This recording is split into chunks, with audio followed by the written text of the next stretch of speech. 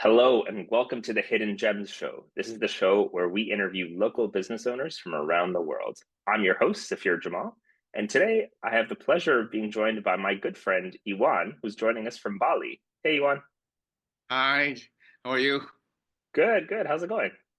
Yeah, very well, thank you.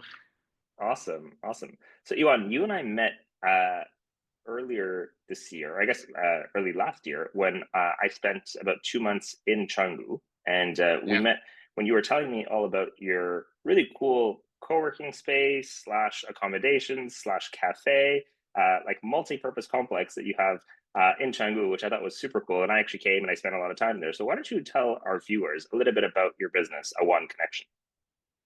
Awan Connection, it's a co-working space in the middle of Canggu.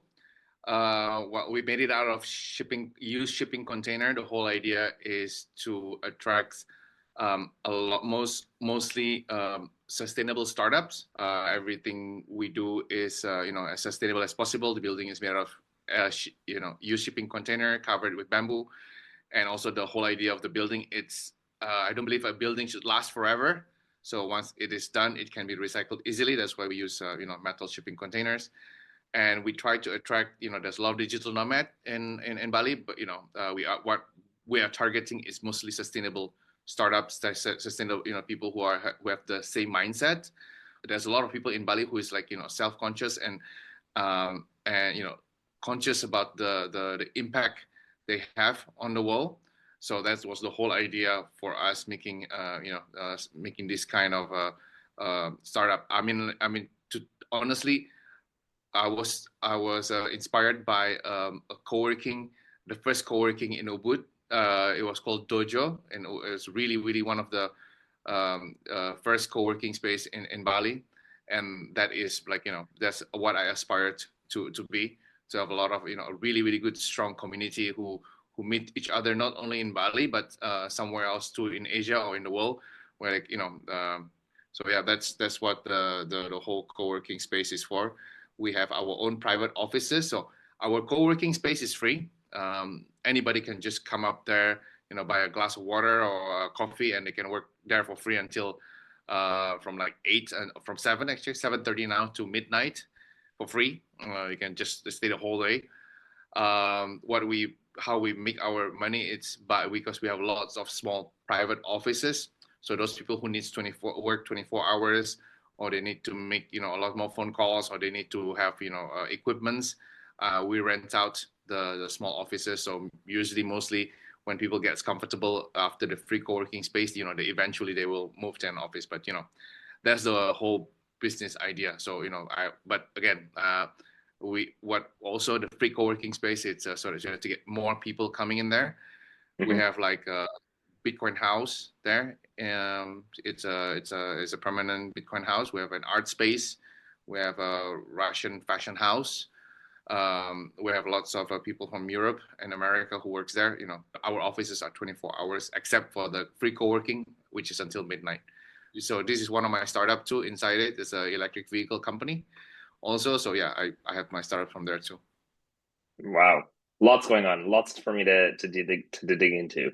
I will tell you that I use the private office quite extensively when I was in Bali, and for me, especially working North American hours, the time zones just really needed me to be there, late into the night, and it was actually quite hard for me to find 24-hour co-working spaces in Bali. So you were one of the first ones, and it wasn't the co-working; it was the private offices, which were fantastic. I had amazing internet, super fast, great privacy. Everything was locked as well. I thought you guys did a fantastic job. So, really great job on that.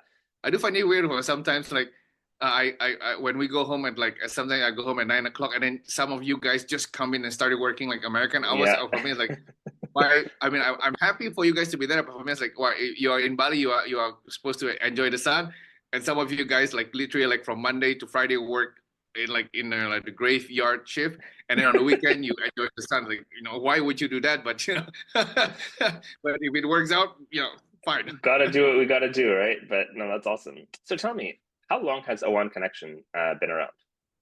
So now we are running about a year and 3 months now. Yeah, a year and four Wow. months, 3, 4 months. Yeah. But yeah, Very cool. So, we Yeah, really good. I mean, we've been also been approached by the government too. And they wanted to learn about more about what is the future of digital nomad in Bali. And apparently, yeah, they are really, really helpful. They are really trying to promote Bali not only as a tourism island, but also for business island and startup islands. And also, they found out that there is something else for them, an income not only for tourism, but also people who work remotely from Bali. So yeah. I mean, I think this is fascinating that the government is interested in having these discussions with you. Tell me a little bit more about that. So, what do you think is the future of digital nomadism, particularly in a place like Bali?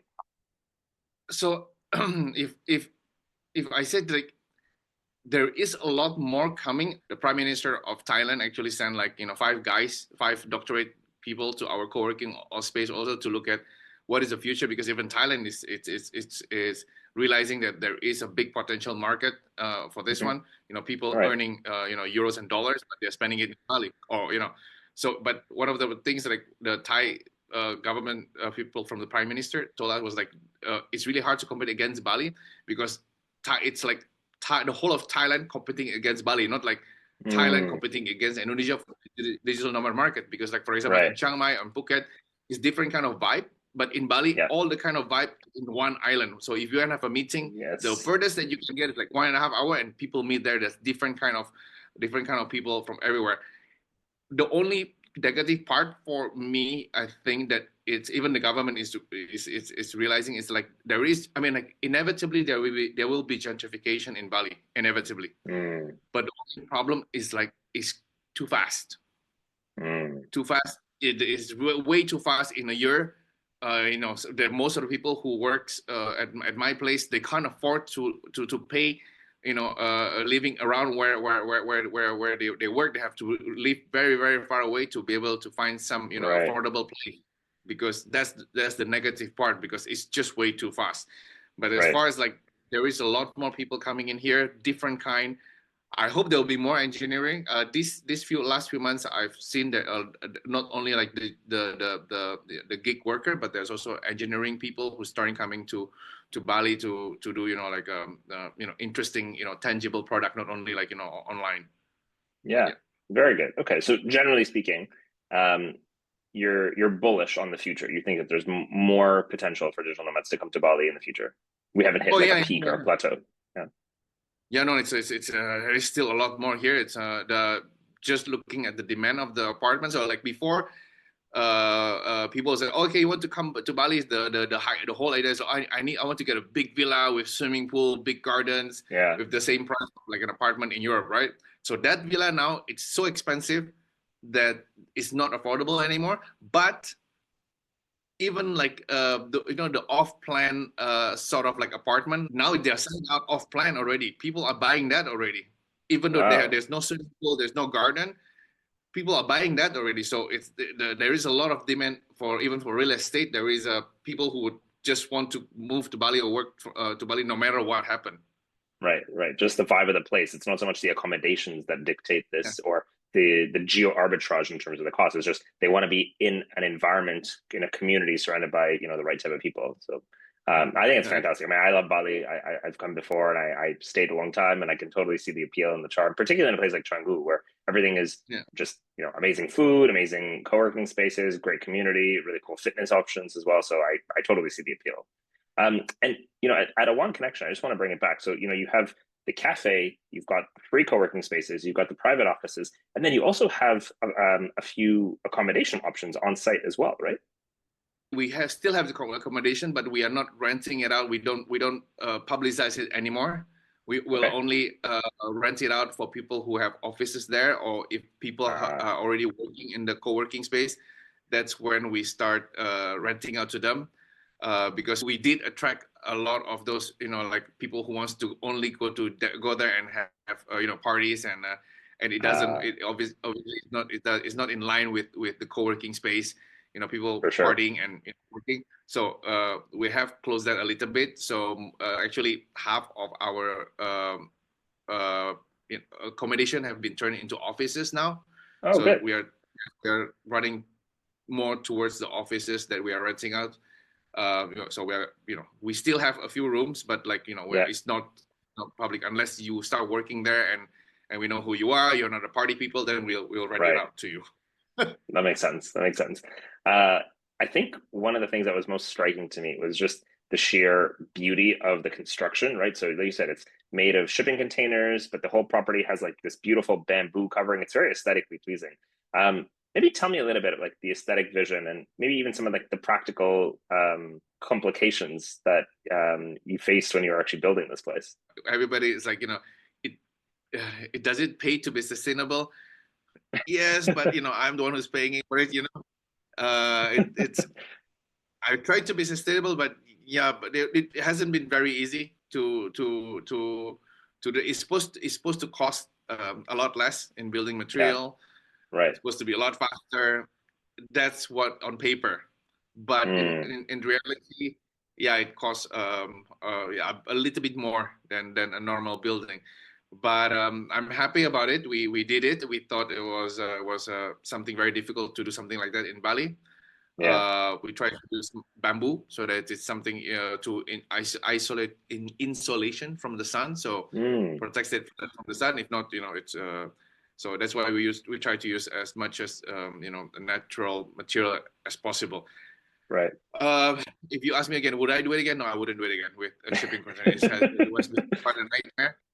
But what is it? I mean, because you're right. Like on paper, everyone would assume that the material cost of bamboo and shipping containers is much less than, looking at like concrete and wood and kind of normal building materials. So is it a cost factor? Like what is the disconnect there? So, so there is a lot more difficult. So when you do installation on like electricity, water, the piping, Hmm. it's a bit more tricky. We need to Okay. we have to make sure that we don't make any mistake there. And there's a few things that we didn't realize when we were making it with the heat of the sun. It's metal, so metal actually expand and contracts Right, right, right.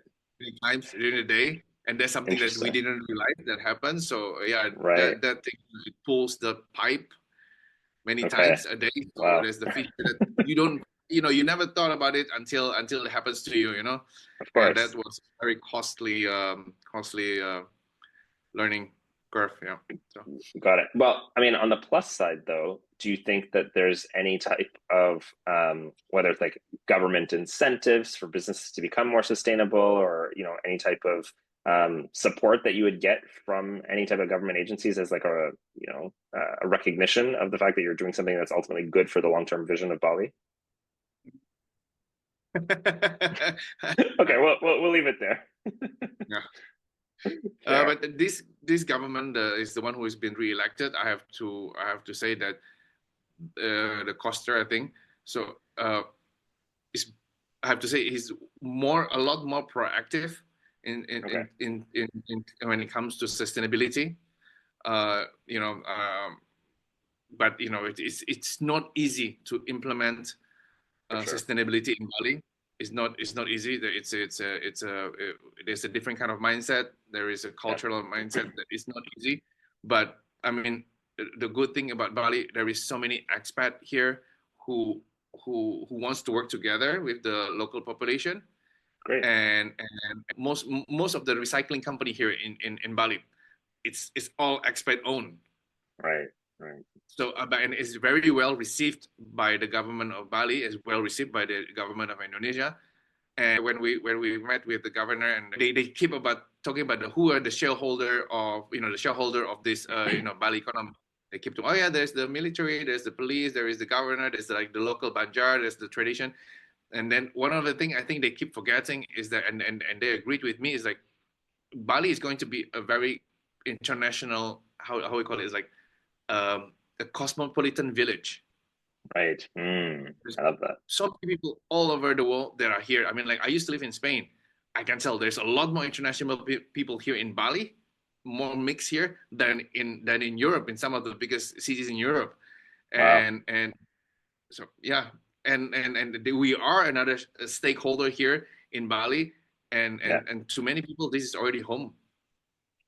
For sure. I mean, you see it, right? They feel like they belong there. They've planted roots there. In some cases, they've purchased real estate there. They've built their life there. They're having kids there. So yeah, I totally agree. I think that that needs to enter the conversation around stakeholders for sure, right? And kind of Mm. making sure that we account for everyone's needs and everyone's perspectives on this. So yeah, no, I love it. Anyone in general, I mean, I think what you've built is fantastic. I love coming to Bali in general, and whenever I come, I love hanging out with you. I love coming to Awan Connection and working from there, and promoting the space because I think it's really wonderful. For all of our viewers who come to Bali and who want to check you out, where can they find more information about Awan Connection? So you can find us on Google. If you type Awan Connection Bali, you can find us directly there. Perfect. Awan is actually the cloud. It means cloud connection. But in my idea, cloud is it is one of the object in the world that can pass us through boundaries. There is no countries. You can Ah, meet each other together in the sky, and so I love that's it. the whole idea. So yeah, Very cool. Awan. Very cool. Awesome, awesome. Well, if you are in Bali, anyone listening here, please definitely go and pay a visit to Iwan at Awan Connection, and let us know what you think of the space. I'm sure you'll be duly impressed the way that we were. So, Iwan, thanks so much for doing this. Really appreciate you coming on the show, and we'll catch up later.